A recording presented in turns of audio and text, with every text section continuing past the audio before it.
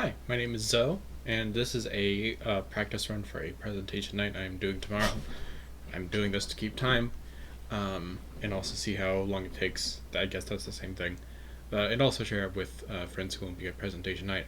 If you are one of the friends who's going to be at presentation night tomorrow, stop watching this video right now.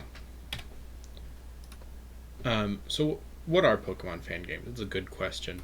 So Pokemon appeals to a lot of different people, including adults. There are many different iterations of Pokemon. Sorry, I'm pulling up my notes. Um, like, the tools are available for ROM hacking um, and full on fan game development, and we should talk about that. So, ROM hacking versus fan games. It's worth differentiating the two because they are slightly different formats. So basically, ROM hacks are mods, alterations, edits to Pokemon games, usually Gen 3, although there are some rare exceptions of Gen 4 and Gen 5, and even some Gen 6 stuff. Fan games are executables that don't need an emulator and are usually, though not always, made in Pokemon Essentials, which is itself a mod or alteration of an older version of RPG Maker. ROM hacks tend to work harder to do more interesting things, but run smoother, while Pokemon Essential games are very janky because they're using an old version of RPG Maker, but can implement new Pokemon and new features much more easily. Lastly, a few broad things. I'm going to categorize the fan games into 5 broad categories, which have some overlap and some subcategories. Those are going to be enhancement hacks, gimmick hacks, joke hacks, main series spin-offs, and original region games. And we'll get to what all those mean later. There's also going to be some reoccurring ideas. So here's some terms I made up to help us get along the journeys. Regional Variant Plus is a mechanic that is functionally identical to the regional variants from Vanilla and convergent Pokemons from Scarlet and Violet, but taking it to new extremes, usually explained in universe as having a weird specific origin, which, interestingly enough, is a definition you could use for the Paradox Pokemon, also introduced in Scarlet Violet. Level curves is basically when you're talking about a Pokemon game, you got to consider like how do the levels of enemies scale relative to the level at which you are. That is the game's level curve, usually marked by the highest level of the next gym leader. So Brock's highest Pokemon is level 12, I think, in Gen 1. So, but Misty's highest Pokemon is level 20. So there's like 2 points that form part of the level curve of Gen 1. There are also the Navi problem, which is going to come up a bit. This is something I completely made up on my own. This is in an otherwise good product, which has one glaring issue, which drags down the whole experience, much like Navi did for Ocarina of Time. This is going to come up a lot because fan games tend to not notice these issues until it's too late to remove them. So I'm also going to talk real quick about the types of Pokemon fan games. I'm going to be sort of talking about which fan games appeal to which kind of player. So when we're talking about the kinds of people who play Pokemon, go ahead and tag yourself and you'll sort of get an idea of which of these you want to look at while you're going through this. So a more casual end, we have the I Remember Pokemon fan. This is somebody whose last engagement with Pokemon was their only engagement with Pokemon. They've maybe played one game or watched a couple episodes of the show. They have vague fond memories, but aren't very active in the community. Some would argue, gatekeepers would argue, that these do not count as Pokemon fans. I would argue Gen 1ers are very annoying. Next up is the average main series fan.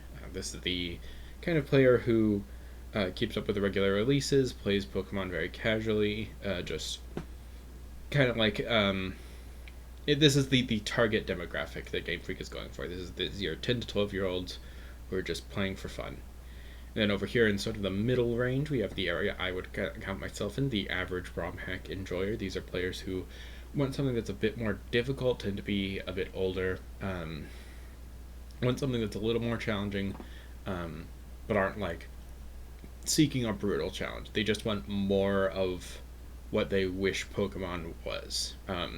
These are very much the type of players who are going to be making and playing ROM hacks in general. And over here, this is actually a split category.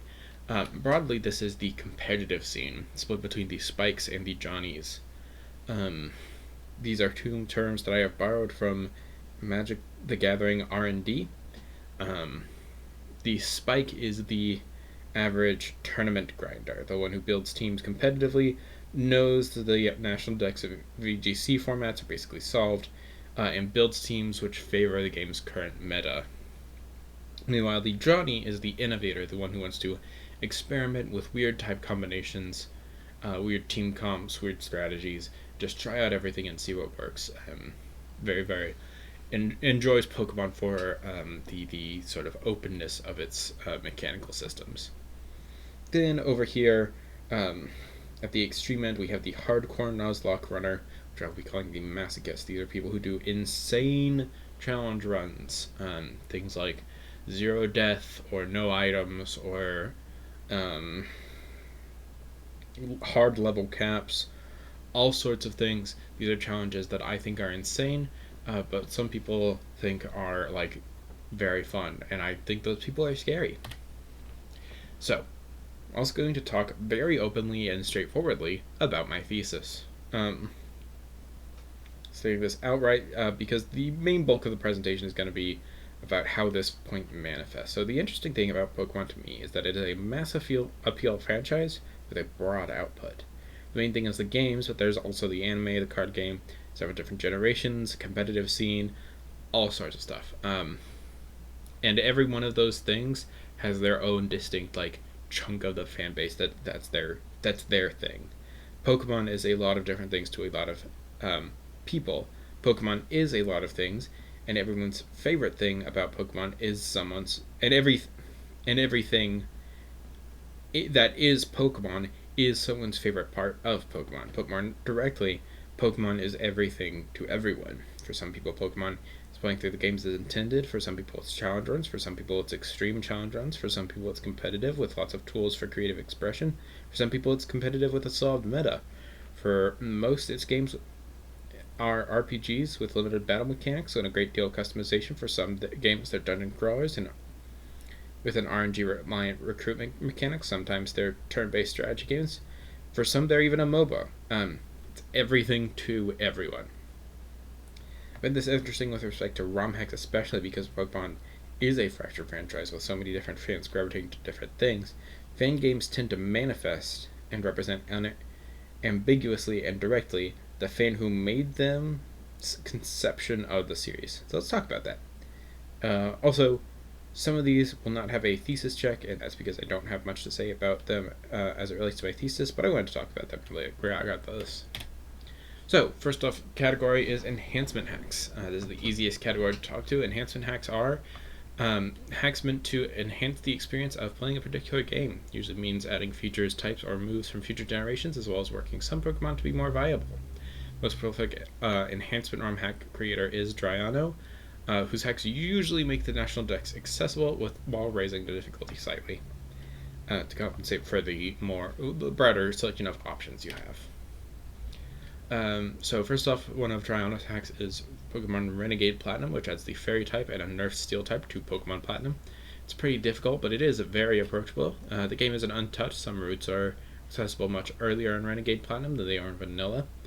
And the download comes with a patch to make Platinum not run incredibly slowly. If you want to get into Pokemon ROM hacking, this is a very easy choice for something to give a first shot. I want to specifically mention that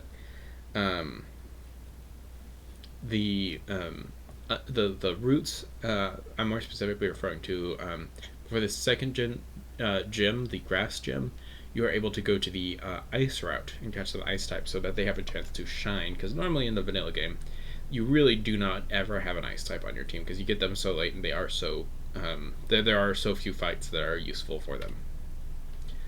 So Black and Volt White and its sequels are another set of Dryono hacks.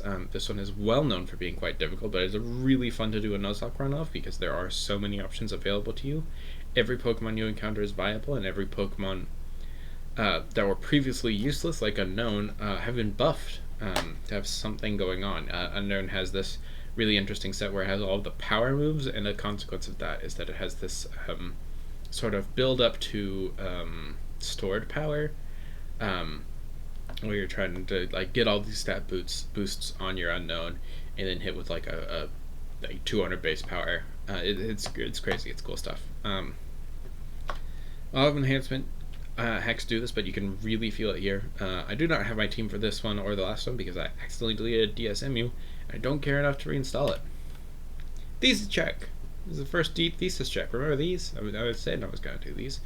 So Dryono's hack don't really change enough about Pokemon to really impart how Dryono feels about the base games, aside from maybe a desire for the games to be a bit more difficult and for replaying older games to feel more seamless with modern titles. They are, in some ways, attempts to recreate how Pokemon games felt playing for the first time, finding cool monsters, dying to Whitney's milk tank, and without the exclusion of modern features which may break the illusion. It's quite an impressive effort. Pokemon Radical Red. I don't much care for this one. This is a hack that adds Dynamaxing along with Z moves, the Fairy type, dozens of other modern mechanics to Pokemon Fire Red for the Game Boy Advance. Also raises the difficulty considerably and also adds mechanics which make it fairly easy to create a competitively viable team to use. It takes some ideas from Pokemon Clover, a bad ROM hack made by 4chan's Pokemon board that I won't say anything else about because it is bad. I will be honest, I do not much like this one, and I want to elaborate on why. If I can find it in my notes. Scroll too far. Oh, okay. So it's game designer. So it's a game designer brain issue for me, right? When you're making a game hard, the players want to see it through, will want to pursue optimal strategies. The trick to making a game that's hard and fun is an exercise in making those optimal strategies difficult and fun to execute. This is to me why Elden Soulsborne franchise works. The optimal strategies are hard to execute, but fun to execute well, and why those games have such a lasting fan base of people, and why people fall off it very quick, because in those games it's very easy to pick a strategy that is not optimal or works but is not fun to execute. Radical Red is bad because it does not design around the optimal strategy. It gives you the ability to make any Pokemon and go into any strategy. There's wide appeal because most strategies will work eventually, but I hate it because I am a Dark Souls player and the most optimal strategy is stall, which in a full game playthrough is boring as hell. Arguably the difficulty is our Navi problem, but it's a bit too all-encompassing to really count as a Navi problem. It's not really a small issue, it's kind of an overbearing one. Thesis check. Radical Red. I would say Radical Red is a Pokemon as pure mechanical construct upon which building features may lie. I don't think it's necessarily wrong to include Z moves and Mega Evolution and Gigantamaxing, but I find the inclusion of all three telling of how the games are considered. This is a game for Johnnies, by Johnnies. Even though I like the commitment to give it a fair shake, I can respect the commitment. Oh, by the way, I forgot to mention, Renegade Platinum, I would say, is very much a ROM hack for, where did I put it? Where are you lying? Very much a, average ROM hack enjoyer / masochist. It's not quite on masochist for both of these, but it is sort of in that more reddish area between average ROM hack enjoyer and I guess it sort of circles around both of the competitive players as well. GS Chronicles is our next one. This is kind of a weird inclusion for this category, since it is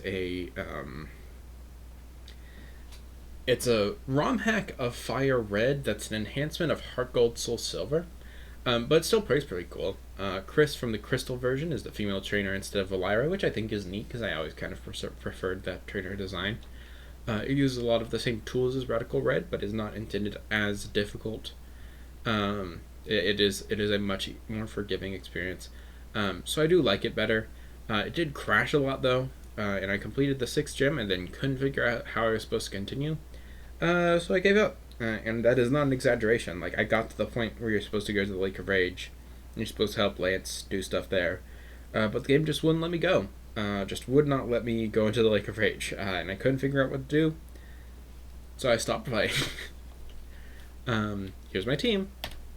I'm gonna do a lot of I did a lot of name gimmicks. This is something I tend to do. Is I whenever I'm playing a Pokemon game, I want to pick some sort of gimmick for all of the nicknames. For this one, I just decided I would do normal people names, but using the first letter of the Pokemon. And this worked out pretty well until I got to Medicham and I couldn't think of anything, so I just decided it was Michi from, Zendaya is Michi. Remember that meme? Anyway, Pokemon Vintage White. This is a difficulty hack for Pokemon White. With a twist, you only have access to vintage Pokemon, that is, Pokemon from Gens 1 through 3. To compensate, almost every Pokemon has been made overpowered, some being borderline broken, in a good way. Some difficulty elements I do not care for. Your opponents have perfect IVs, and you don't. You also can't EV train, putting you at an inherent disadvantage. And if you didn't understand what those words are, God, I wish I was you. It also does a thing a lot of difficulties hacks do, which I don't like, which is make some boss fights into double battles, which I don't like mainly because it feels kind of arbitrary difficulty, but I get what it's going for. It makes the fights more competitive, more close. There's a reason why VGC is a doubles format, because doubles formats allow for more strategy in your usage, but I just didn't care for it. I didn't play this one because it's not my kind of thing, but I think it's kind of neat. There's also Emerald Kaizo, the most infamous of the Kaizo series by Sinister Hooded Figure. Never a more apt screen name there was.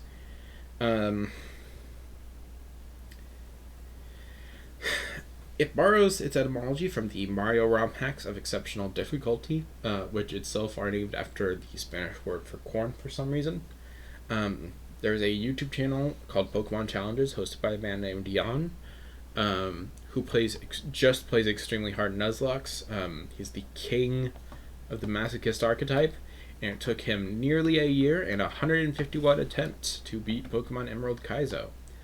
It required a lot of micromanaging, figuring out what is optimal, what is not optimal. It is an extremely, extremely oppressive ROM hack.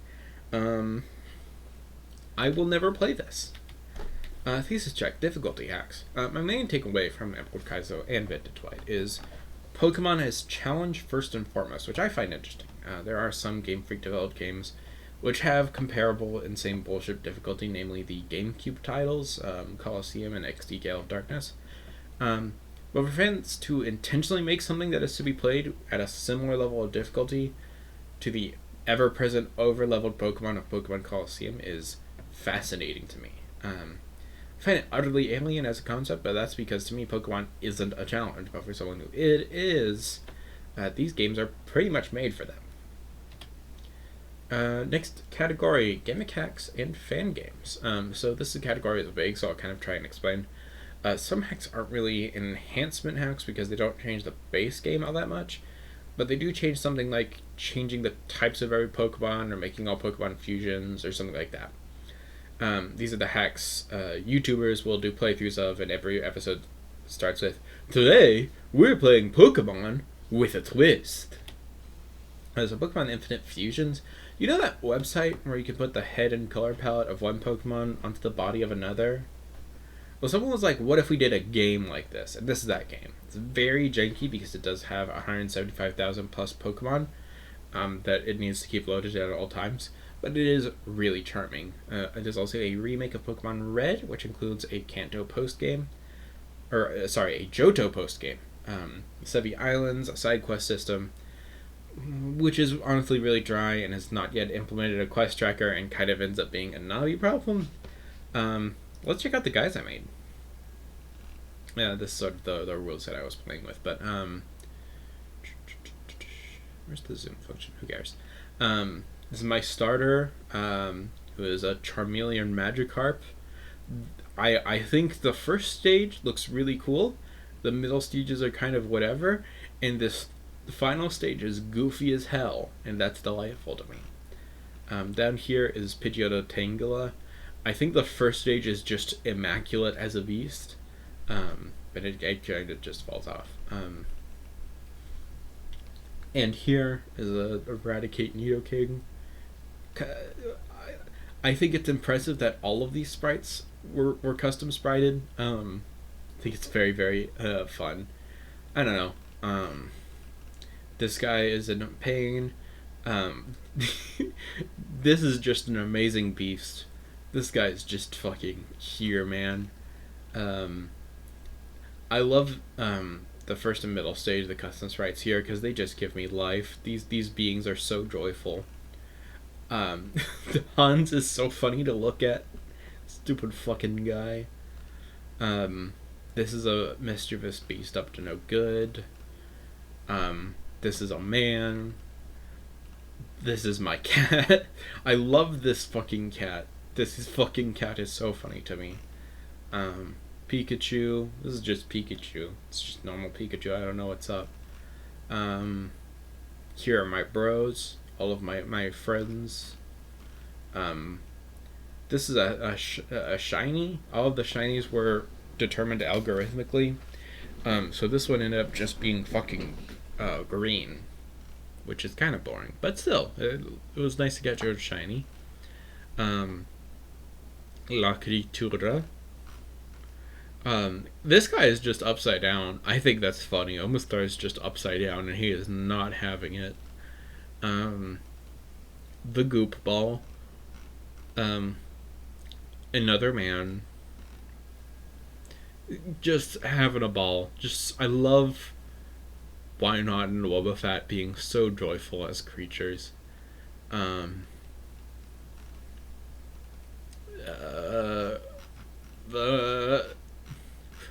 further down we go, the less I have to say. Oh, I do love this one. I do love how villainous and diabolical these creatures are. This little guy.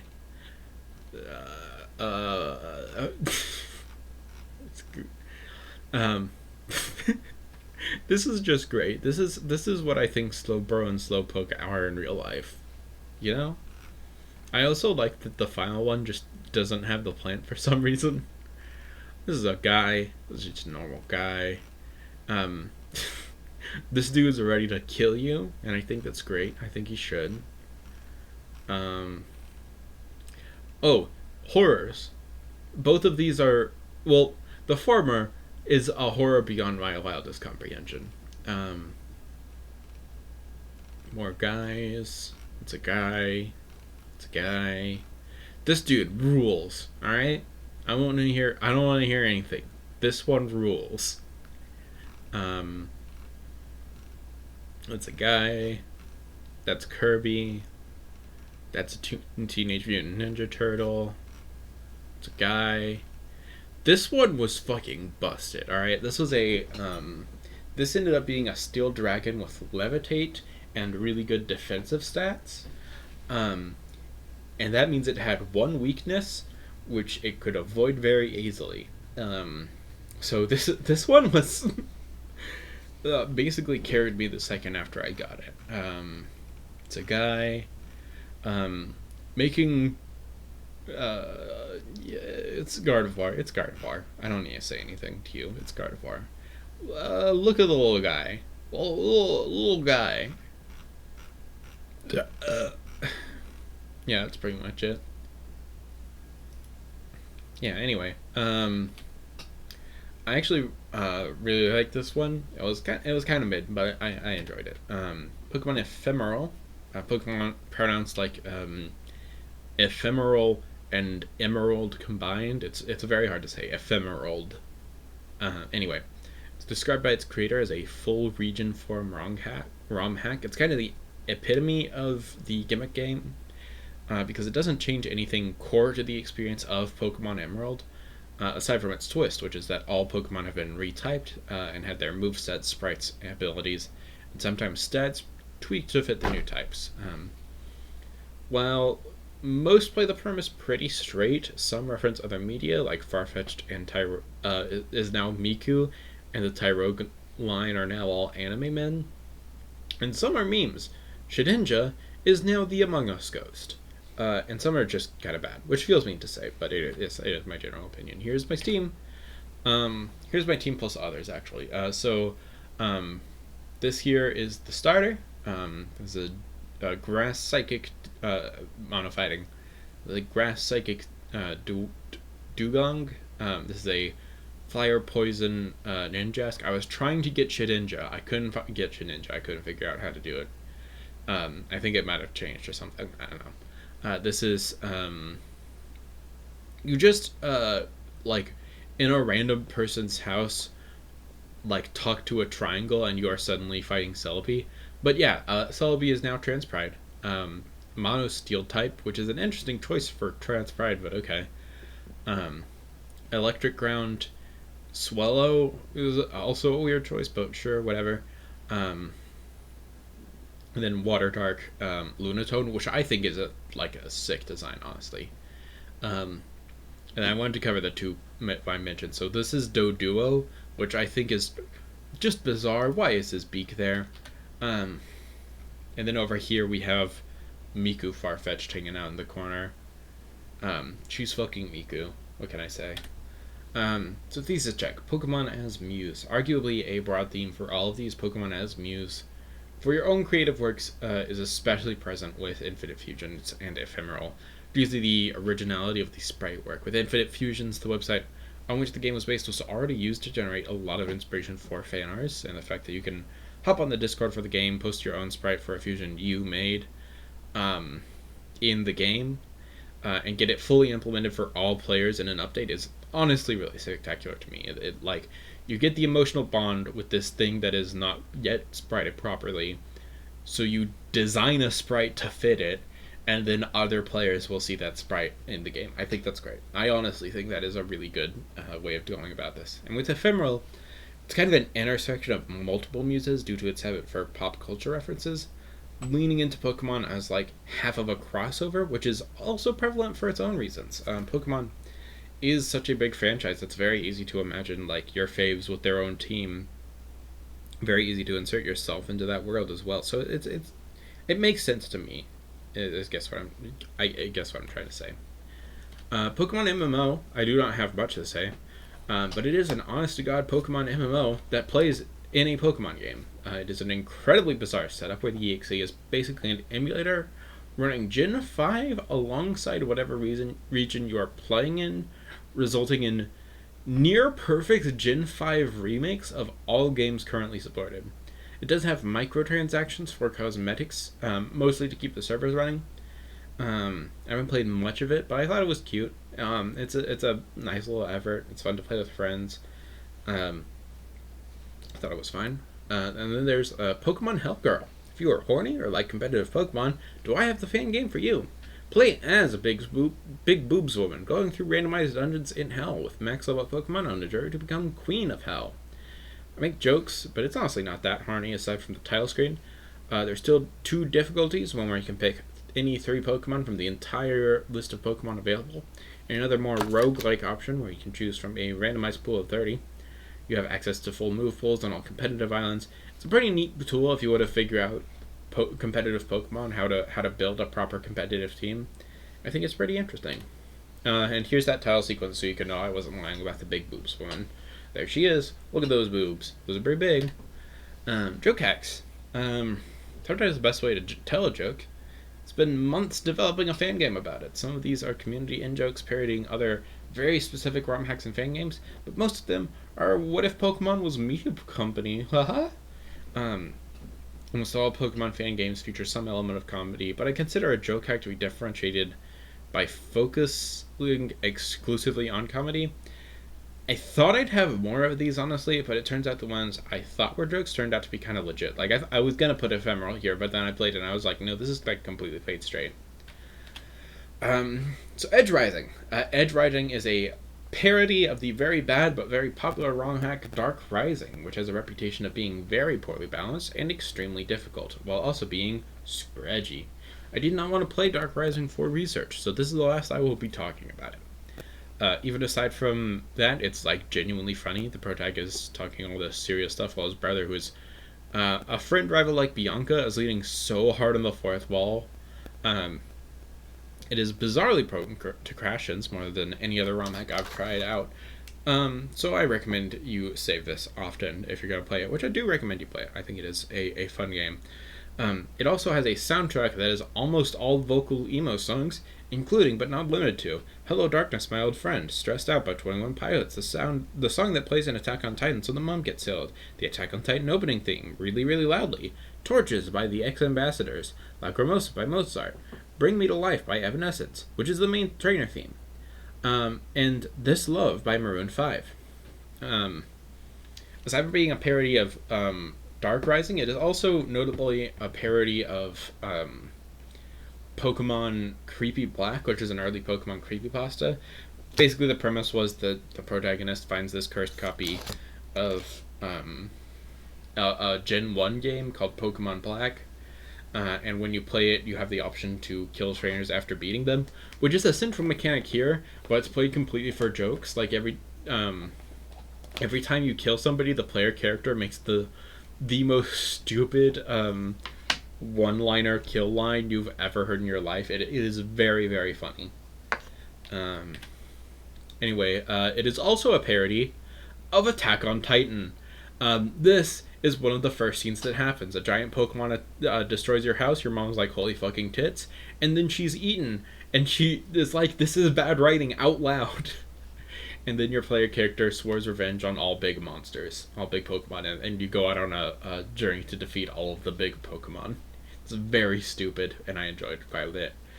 Here's my team.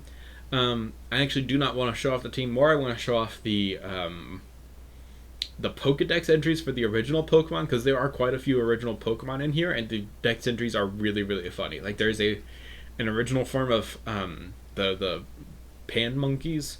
This is a dark type one that, quote, listens to killer music like MCR and 21 Pilots and likes to have internal monologues. There's a normal type squirrel Pokemon whose entry is, I think this thing is from our world, actually. Like, this is just a squirrel. Don't use it. Don't use it! It's so good.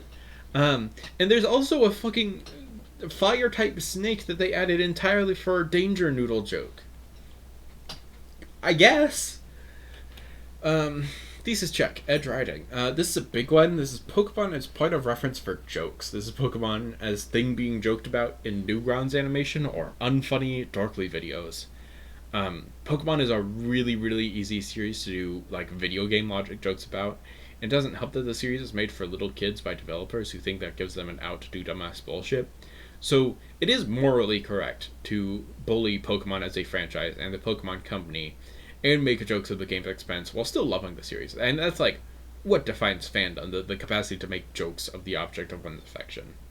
And Edge Rising manages to do that very, very successfully, I feel. Earthbound Capsule Quest. This is a fan game which dares to ask the question, what if Earthbound was Pokemon? It's not really a joke game because it played pretty straight, but Earthbound itself is mostly jokes, so I'm counting it. It was cute for half an hour, but it was kind of boring. All of the Pokemon are, like, enemies from Earthbound. It's the rare game that has no story, just vibes. Mediocre vibes. 2.5 stars. Spin-off fan games. This is the next category. Yeah, there were only 2 entries for joke fan games. I truly did not have much to say. Spin-off fan games, though. There's going to be quite a lot of these. These are fan games which use characters or setting of the original Pokemon games as a springboard for creating something new. They're essentially elevated fanfic, and I mean that in the best possible way. They are often shorter, usually telling a self-contained story before concluding. They also tend to be games which do the wildest things you can imagine with the series continuity. Most of these are made as part of a ROM hacking competition, and it is pretty commendable for that. First off, Bennett and Gilmon. This is less of a game as much as it is a movie which uses Pokemon. I forgot to do the fucking type of player rating. Fuck. Okay, I'll remember to do that at the actual presentation. Bennett and Gilmon is less of a game than it is a movie which uses Pokemon Essentials as an animation software. It stars Bennett from Pokemon and Gilmon from Digimon, who arrived through an alternate dimension. Premise is kind of goofy, but I'm not joking when I say that there are points where this game had me crying from genuine emotion. It's an odd couple dynamic kind of story, but it's also about like othering and depression and like improving yourself. It's less than 2 hours. Just play it for yourself. Trust me. Thesis check. Bennett and Gilmon. I don't know how I can probably explain this without sitting you fuckers down and forcing you to do a read-through of this game, but this is like Pokemon is 2000's furry webcomic about dog people who smoke weed under a bridge. Pokemon is a thing that 20-somethings grab onto desperately while spiraling into the world of adulthood. It's like Pokemon is a trauma core playlist. Look, just play the fucking game. It's short, it's good. Please just play it. Trust me. Pokemon Fire Red Team Rocket Edition. It's Pokemon, but from the perspective of Team Rocket, Grunt. You can steal Pokemon. Wow! But secretly, that is not actually the premise. The actual premise is, what if every big Pokemon theory around Gen 1 games was canon at the same time? It's also a little sexist. The best way I can describe this game is by telling you how you can get Mew in this game. So let me tell you how you get Mew in this game. First, you know those tunnels you can take to get to the other side of Saffron City while the roads are closed in the story? In Rocket Edition, those tunnels have sex workers lining the walls, and during a side quest, you learn that 2 tunnels, the North-South and the East-West tunnel, are operated by different dudes. And recently, the North-South organizer convinced the most popular Southwest tunnel girl, the most popular sex worker at the East-West tunnel, to work for him instead under the false pretenses that she'd be able to go home to Hoenn. If you bring her back, her boss will thank you, and she'll kind of reluctantly, and she'll be kind of reluctant, and ask the player to keep an eye out for other jobs she could work.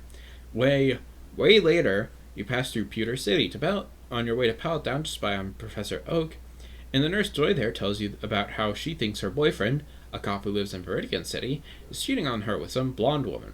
So you go there to confront him, and it becomes pretty clear that who Nurse Joy saw him with was just a jinx, and the cop was looking after her as a favor.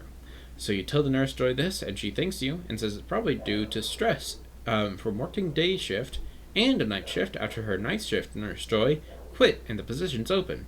So then you go back to that sex worker, and you kind of not really helped earlier, and tell her the position's open. She starts working there and thanks you by giving something she says her mom gave her and that she's been hanging on to as a symbol, and it's the HM for strength. Some of you may now know where this is going. In the original version of Pokemon Red for Game Boy, outside the SSN Harbor, there's a truck that's inaccessible and normally can't be seen, and people speculated wildly about what it could mean. As an Easter egg in Fire Red, the truck was kept and made reachable fairly easily, and they put a cookie next to it as a fun nod for the speculators. Now in Rocket Edition, there is no cookie. Instead, you stand next to the truck, have a Pokemon use strength, and if you do, you lift up the truck just a bit and see a Pokemon hiding underneath. Mew, which was the main thing people thought was under the truck. This is the essence of Pokemon Rocket Edition. It is a long, grimly serious, often sexist, and rarely trying to be funny but only succeeding at being embarrassing setup to a confirmation of a playground rumor about Gen 1. That said, as someone whose Pokemon OC is an ex-Rocket member, it appeals to me very strongly, 4 out of 10. Here's my team. The gimmick I went for this one was naming the Pokemon after the trainer I beat to get it. You don't fight Red until the championship, so that Charizard is a weight grab. Also, C Trainer is Cool Trainer, which is just a trainer class because I didn't catch his name. This is Jack, Rocket Edition. These are going to get more frequent as we go along. How observant of you.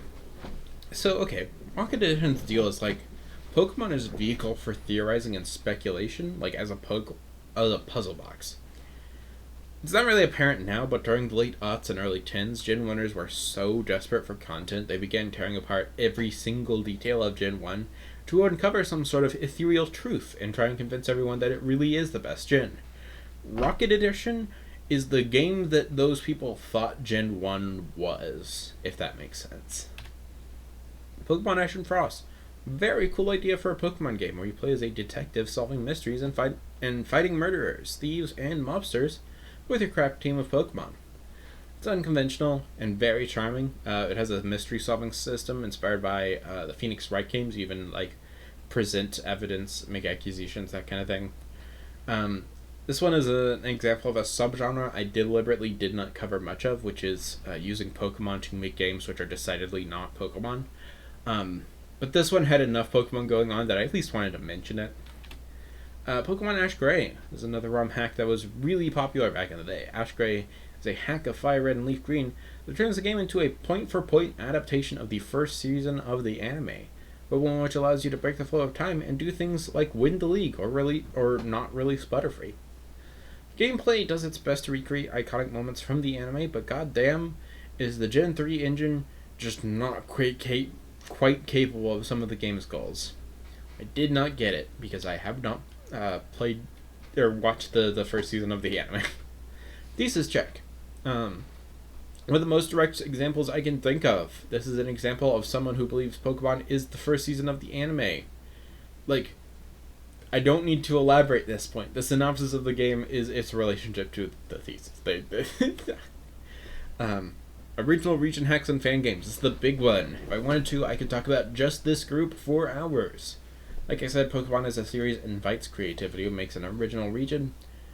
Is often, with your own original Pokemon, is the peak way to express yourself through the framework of Pokemon. Because developing a fan game requires a lot of time and patience, even with accessible tools like Pokemon Essentials and ROM hacking.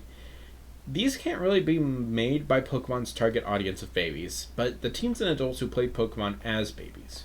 This means the story can often go out of its way to seem adult by adding swears or being aggressively edgy, and often experiences feature creep as the scope of the game gets larger and larger and the development time stretches into several years. Many of these have been announced, and some have even managed to successfully release a demo. Today we are offering the few that reach the impossible heights of mostly complete final release. Pokemon Insurgents. This is a really popular one, finds its way on a list of best of all time lists. Insurgents is pretty weird and very obviously written by a 16-year-old, endearingly. It takes place in a region dealing with various legendary Pokemon worshipping cults who do blood sacrifices and demon summoning and stuff.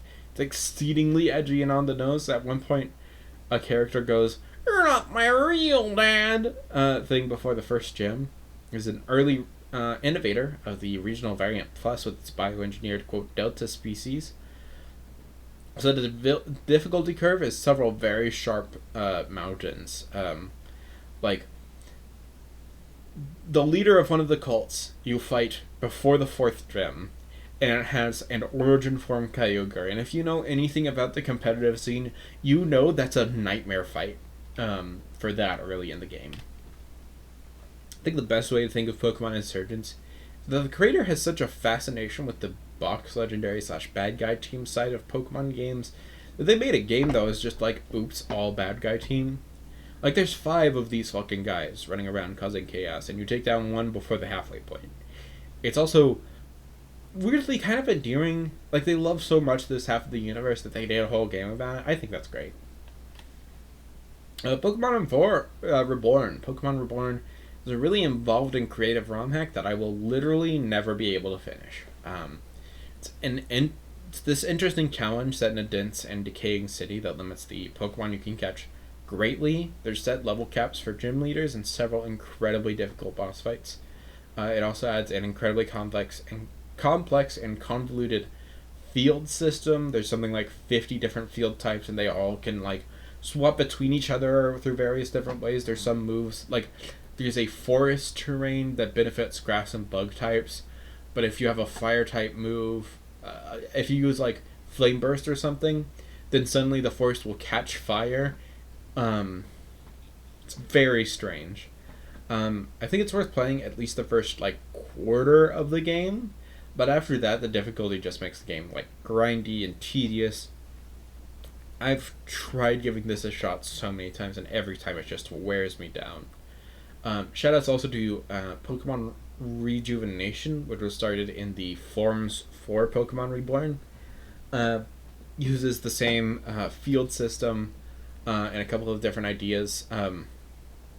Both of these games take a lot of inspiration from Pokemon Coliseum, and Rejuvenation like doubles down on it by including like explicitly Shadow Pokemon and the Snag'em device from those games. Thesis check. Might sound weird, but Pokemon Reborn is kind of Pokemon as the GameCube games. There's clearly a lot of influence taken with the tone and setting, but also shares the GameCube's games' infamous difficulty and love for unconventional means of acquiring Pokemon. Pokemon Xenoverse. This game is actually Italian, but there's an English translation in the box. It's kind of awkward and probably machine translated, but it's like legible. Some lines, mostly default lines, are still untranslated, but it's fine. It's really professionally done, though. The developers of Xenoverse are going to be launching a Kickstarter to fund an original game inspired by Pokemon. Looks pretty promising based on what they've said about it. Xenoverse's whole deal is that there is an alien universe, a Xenoverse, you might say, that's leaking into our world, and you gotta stop that from happening. If you could be bothered while collecting gem badges, that is. It's got an original soundtrack that bangs real hard. Check it out. Oh.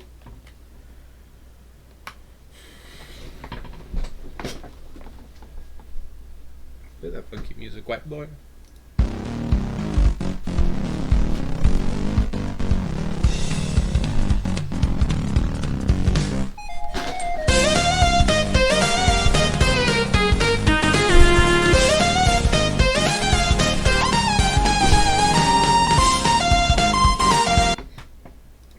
Yeah, that was the bad guy theme for Team Dimension, which is the bad guy. They're very heavily inspired by Daft Punk. Like, these are the two main like admins you fight, and like look at them. That is both Daft and Punk. This is what my team ended up being. Don't worry about that influencer there. This game also has its own regional variant plus system with the Pokemon from the Xenoverse. That's what that Sharpedo there is. Trishout is your starter, and there's this kind of interesting thing with the starters where they don't evolve. Instead, at various points of the story, you get access to new forms for them, which is kind of fun. This is Jack, Xenoverse. What Xenoverse wants to be more than anything is Pokemon as a journey. The intent with making every town a small version of our real culture, past or present, is to make it feel like you're a globe-trotting adventurer. The same as it was when you were exploring the main series when you were 5. They took the wind out of me.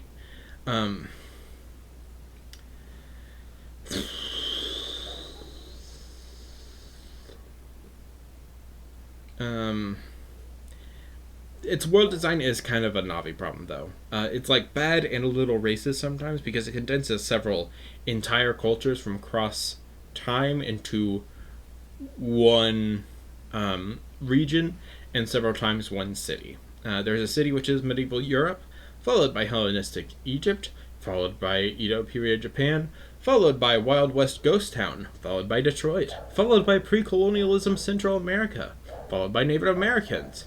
And almost none of it is handled well. And even if it weren't racist, which is a big if, it still results in the game feeling very, very unfocused. Instead of feature game creep, the game has culture creep, if that makes any sense. That said, this is a free fan project, so it can't be too mad. Kickstarter game they're working on, though. That's another story. I also want to mention, there is kind of a late game twist that I don't want to reveal because I do kind of want to recommend this. There's a late game reveal that the game is secretly a sequel to the Rainbow Rocket post game from Pokemon Ultra Sun and Ultra Moon. So, sit on that. Do with that what you will. Yeah, it's really wants to be this whole big journey thing, but this is really not the way to go about it.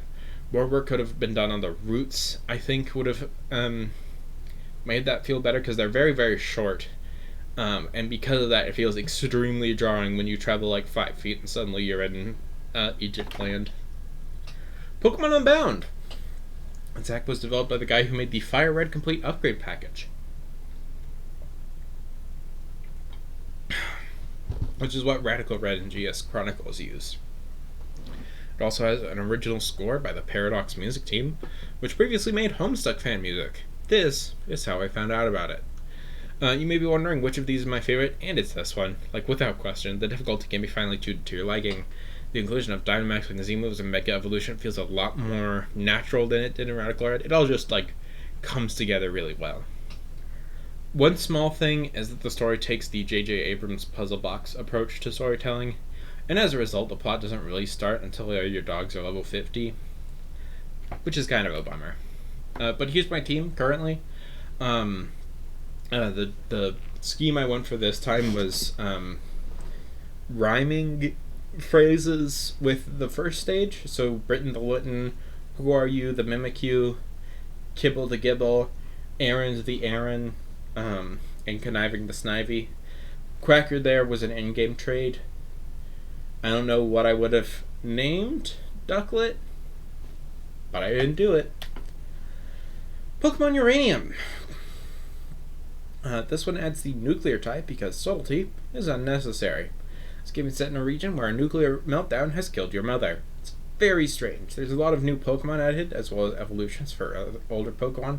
So it's mostly its own fun game, but with the added element of being about nuclear radiation. Some of the new Pokemon they added hit it out of the park. Some of the new Pokemon they added are still cool, but don't look like Pokemon. Some of the Pokemon they added are ugly as sin. And some of the Pokemon they added are ugly as sin, but are still cool. I love these two. The game is clearly going for something thematically, but I could not possibly tell you what. The game's fixation on nuclear energy would make you think. It's got some broad tonal shift that informs the viewer on how they might interpret how the artist feels about Pokemon, but honestly, it's a pretty minor aspect. Most of the game is just the gym challenge plot, so I guess it's kind of like the inverse of what we observed in Pokemon Insurgents. Rather than being Oops All Evil Team, it's like Oops All Gym Challenge, I guess. That's fine. Pokemon Blaze Glazed. This is a hack of Pokemon Blaze Glaze. This is a hack of a hack. Blaze Glaze is a mod of Pokemon Glazed, which the author had some slight problems with, and then Nintendo decided Pokemon Glazed needs to be removed from the internet. So Blaze Glaze took its spot as a cheeky workaround. So it's honestly kind of boring compared to a lot of other ROM hacks, but I'm keeping it here for the legacy. This was like one of the first original region ROM hacks to be completed and released properly. It was finished like a decade ago, way before any of these other projects, and was it's very much just a reconstruction of the Pokemon formula, but it's pretty earnest. There's some things that are included and you're like, it's wild, what are they going to do with this? And the answer is nothing. Like, the first thing that happens in the game is that you end up in a different universe. You'd like fall in there by mistake, and then you wake up back home. But like, at the end, that they don't do anything with that. Like, it turns out that was just because Mew was feeling a little spicy. I didn't finish this one because there was a difficulty jump to the Elite Four, and I knew I wouldn't be saying much about it, honestly. Here's my team. That Pikachu there is actually a unique Pikachu. There's one of the things that they added, and you're like, oh wow, I can't wait to see where this is going, and then it's nothing. Is you can early on you get an item that lets you talk to Pokemon.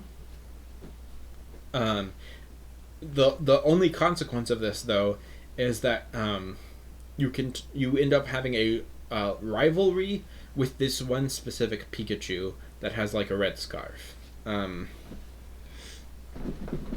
Um, it like that is legitimately the extent of it. I after all the plot happens, you are able to catch it and add it to your team, and it does have like buffed stats and can learn every move. Um, but it is just Pikachu, and that is like the one thing going on. Honorable mentions. This goes out to all the fan games I wanted to cover but did not have time to. Pokemon Broken is a gimmick hack where time is broken and you jump between the future and past, which is represented by switching between the visual styles of the Game Boy games for the past, the Game Boy Advance games for the present, and the DS games for the future, which I think is a neat concept. There's also Mew U, a game with completely optional combat where you play as a Mew helping out your Pokemon friends. Looked very cute. I wanted to play it, but I did not have time to. And Pokemon Bushido is an original region hack set in early Japan. It looked very neat. I think it was taking more than a few points from Legends Arceus, which is a game I quite liked. So I was interested to play this, but I didn't. I got really into Unbound and was not able to finish it, unfortunately. Lastly, I want to talk about the fan game that I've been doing concept work on. If I ever find the time to develop this, I don't know. But it is something I've been sort of like working on. I've just sort of been whenever I think of an idea for a fun Pokemon, I sort of have been keeping it down, or sort of like broad ideas for a Pokemon fan game. I've sort of been keeping it in this ongoing living Google Doc. Let me see if I can find it. There it is. I've been keeping a lot of concepts in mind. Basically, the idea I have right now is that the bad guy team is called Team Wonder, and they're like a parody of Marvel, and they're trying to like control culture, and the two legendaries are Art and Commerce, who are two parts of the two box legendaries, two versions of the game. There's Art and there's Commerce, and the trio leader is Culture, and Team Wonder wants to control Culture through either Art or Commerce, depending on the version of the game you're playing. And I've been doing a whole lot of like unethical things to that extent. I also included the idea that like you are playing as a college student who is trying to become a Pokemon professor. And the three starters are the mascots of the three different major colleges in the Montide region. There's Montide Technical College, which is a parody of Georgia Tech, and are represented by a grass bug type that evolves into a grass steel hacker. There is Montide, or University of Montide, UMT, who are a parody of UGA, and whose mascot is a bulldog guy named Bulldog, spelled like coal, who evolves into like a cheater at football, which I think is fun. And then there's Montide Regional University, MRU, who is a parody of Georgia State University, which I included because it is the only university that is in Atlanta. Well, I guess Georgia Tech is in Atlanta. Whatever. And it's a cat that evolves into a film exec producer, and I think that was funny. There's a lot of other things here. I've got like a gopher, because there's a lot of gophers around here, a flying squirrel who maintains normal type but like can fly sort of. Sort of the concept there. There's the root one bird is based on the mockingbird, and it becomes a dark type, kind of like that. Got just like a lot of stuff going on here that I thought would be fun to include. A lot of concepts I've been sort of gunning for, like I thought the idea of fossil Pokemon being like regional variants of pre-existing Pokemon, like the ancestor Pokemon, I thought that would be cool, you know? So like there's Montidian Relicanth, who is a fossil Pokemon, Rock Dragon, um, and evolves into Coelcane, which is another Rock Dragon, and is based on the fact that like there are ancestors to Coelacanths underneath, or there are fossils of the ancestors to Coelacanths around Georgia's sort of lake area. And Coelacanths are the inspiration for Relicanth, so I thought it was perfect. I'm kind of hesitant about Ontidian Bufflant, though, which is based on the fact that bison used to roam the coastal plains of Georgia, but left along with the native people during the Trail of Tears. Kind of iffy on that one, but I can't think of another like species in that like went extinct from Georgia. I want to do something with the fact that there are no longer buffalo here where there used to be, but I don't know.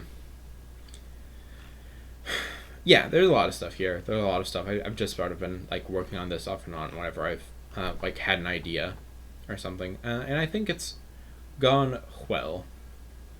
I'll be happy to talk about this later, but yeah, that is my presentation. Thank you for watching.